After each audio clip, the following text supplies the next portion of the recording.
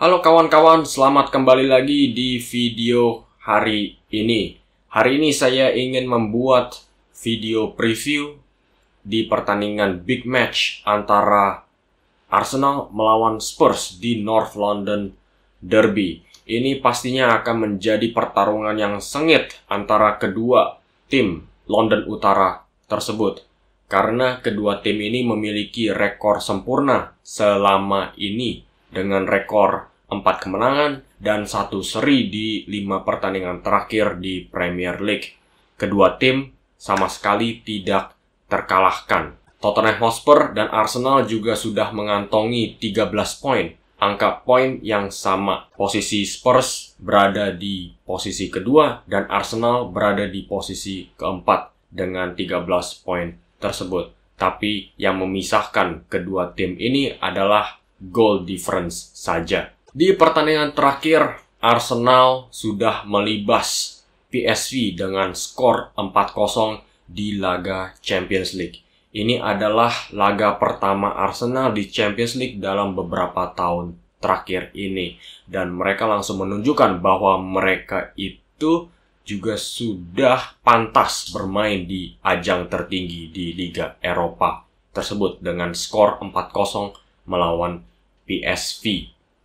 Kita nggak bisa menganggap remeh PSV karena mereka itu juga adalah tim yang bagus. Sebelum pertandingan ini berlangsung, banyak pandit-pandit yang berbicara bahwa PSV ini bisa memberikan masalah besar bagi Arsenal.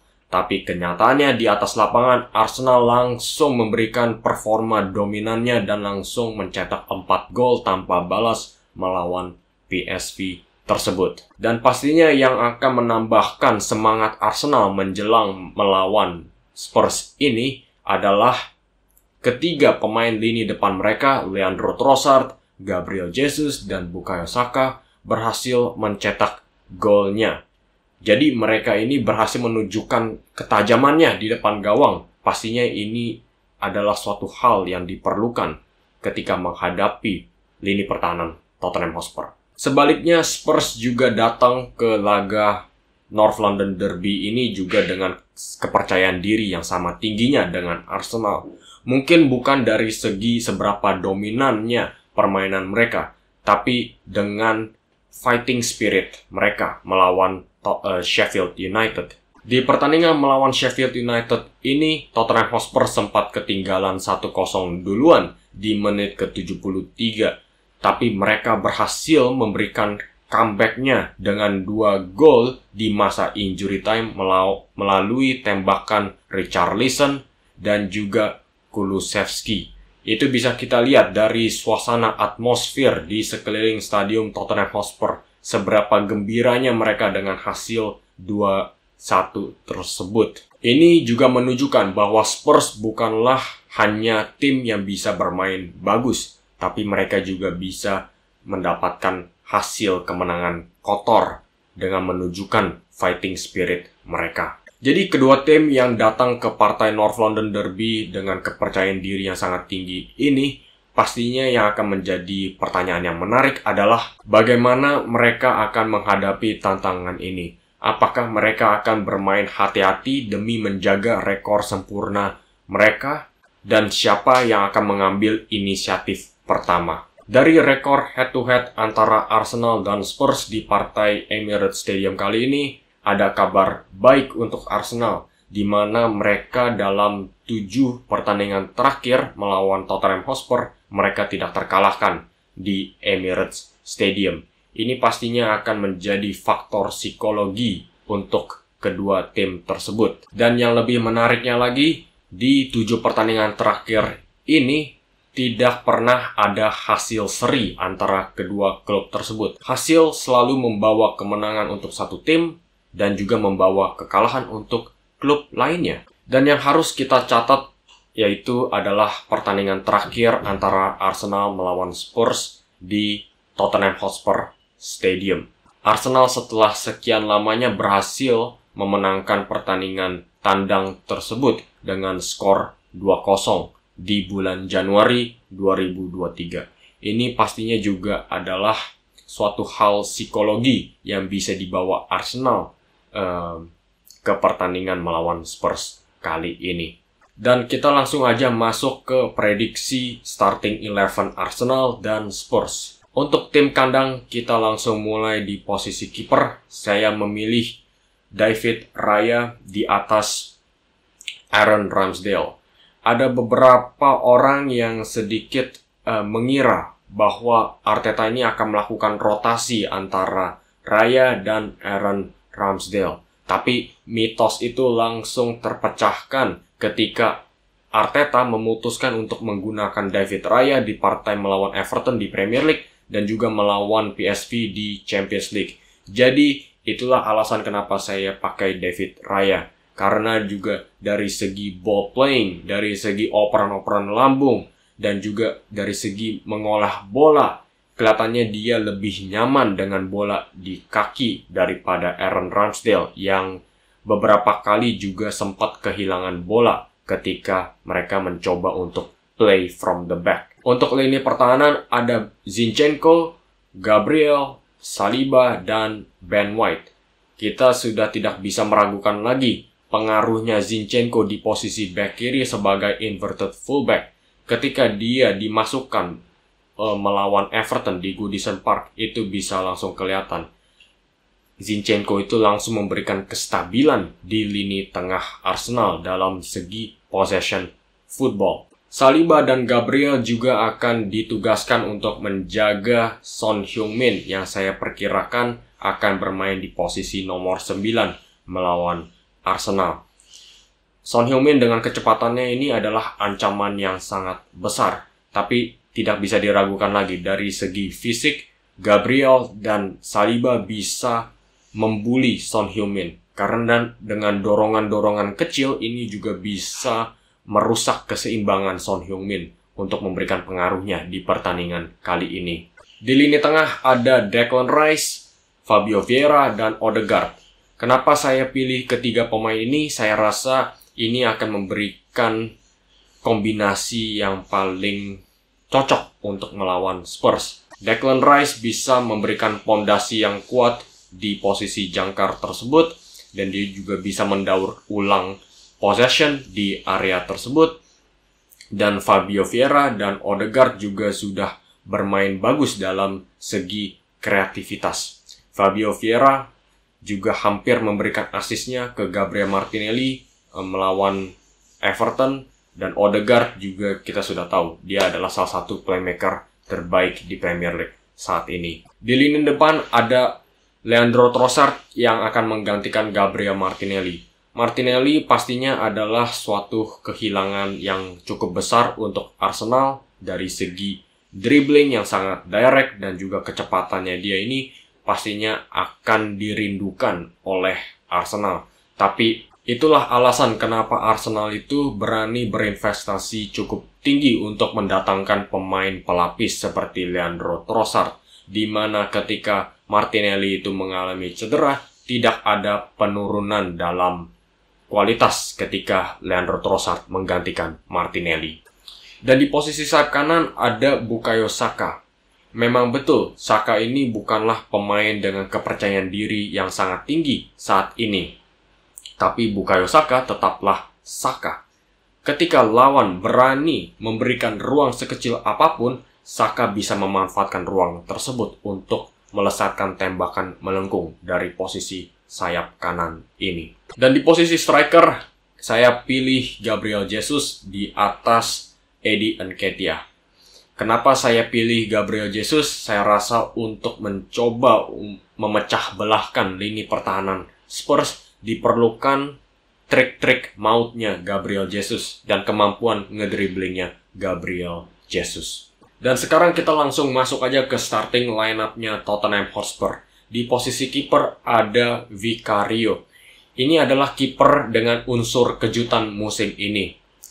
Banyak orang yang meragukan apakah dia bisa menggantikan Hugo Lloris di bawah mister gawang Tottenham Hotspur. Ternyata dia bisa. Dia langsung menunjukkan kemampuan ball play-nya dia ya, yang sangat sesuai dengan gaya filosofi sepak bola Ange Postecoglou. Dan juga dia sudah memberikan beberapa penyelamatan gemilang di bawah mister gawang Spurs. Dan untuk lini pertahanan Spurs ada Destiny Udogie di posisi back kiri, ada Van de Ven dan Christian Romero di posisi sentral, dan ada Pedro Porro. Keempat back ini memiliki peran yang cukup besar dalam memainkan gaya menyerangnya Ange Postecoglou. Tapi yang harus kita perhatikan adalah bagaimana Van de Ven dan Romero bisa menghentikan ancaman penyerang Arsenal seperti Gabriel Jesus dan Bukayo Saka. Van de Ven sangat bagus dan sangat impresif dalam beberapa pertandingan awal di Premier League musim ini. Dia sangat pintar dalam membaca dan mengantisipasi bahaya lawan, dan dia juga ketika sudah berada di jarak dekat dengan striker lawan, dia juga bisa melakukan body check ya untuk merusak keseimbangan lawan. Dia sangat tangguh dalam duel 1 lawan 1 tersebut. Sama juga halnya dengan Christian Romero. Ini mengartikan Spurs memiliki 2 center back yang sangat tangguh dalam permainan fisik menghadapi pemain seperti Gabriel Jesus. Mungkin ada satu kelemahan untuk Tottenham Hotspur di posisi back kanan, di mana Pedro Porro itu walaupun dia itu sangat bagus ya dalam penguasaan bola dan juga dalam soal segi pelepasan umpan-umpan terobosan ke depan, dia beberapa kali sering terlalu maju ke depan, dan akhirnya saking keasikannya dia bisa meninggalkan ruang terlalu besar di belakangnya dia itu. Pastinya ini bisa dimanfaatkan oleh penyerang Arsenal. Dan di lini tengah saya pilih trio Bissouma, Pape Matar, dan Maddison. Yang harus kita perhatikan adalah Bissouma dan Maddison. Bissouma ini walaupun dia bermain sangat buruk ya di bawah Antonio Conte, kelihatannya dia sudah mendapatkan angin kedua bersama Ange Postecoglou. Dia terlihat sangatlah percaya diri dalam melakukan dribbling dari posisi dalam tersebut. Ini pastinya ya, dengan dribbling ini bisa memberikan dimensi lain untuk serangan-serangan Spurs. Dan ada kemungkinan Spurs ini akan menerapkan strategi high pressing.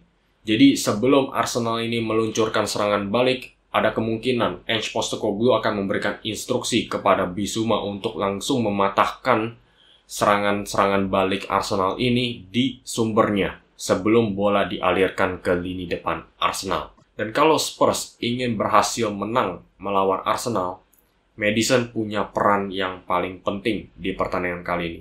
Kalau saya lihat, Arsenal lah yang akan mengambil inisiatif pertama dalam soal menyerang. Dan pastinya ini juga akan memberikan harapan untuk Spurs dalam soal serangan-serangan balik tersebut.